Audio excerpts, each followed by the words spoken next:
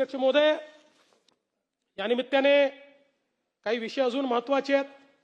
विशेषतः महाराष्ट्रामध्ये साखर उद्योगाच्या संदर्भात एक प्रश्न निर्माण झालेला आहे आणि विशेषतः आता यावर्षी एकूणच FRP देणं आणि त्यानंतर पुढचा सीझन या ठिकाणी कसा होईल असा प्रश्न निर्माण झालाय।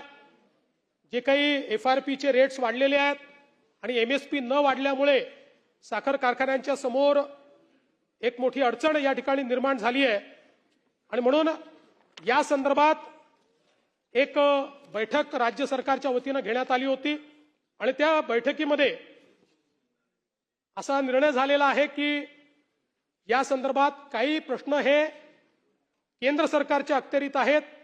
त्याकरता पुढच्या आठवड्यामध्ये केंद्र सरकारमध्ये वेळ घ्यायचा आणि केंद्रासमोर त्या बाबी मांडायच्या आणि यासोबत यावेळची आपत्कालीन परिस्थिती पाहता या ठिकाणी साखर उद्योगाला राज्य सरकारच्या वतीने मदत करण्याचा निर्णय देखील आपण घेतलेला आहे। त्या संदर्भात कशा पद्धतीने ही मदत करता येईल याची एक उच्चस्तरीय समिती ही आपण तयार केलेली आहे।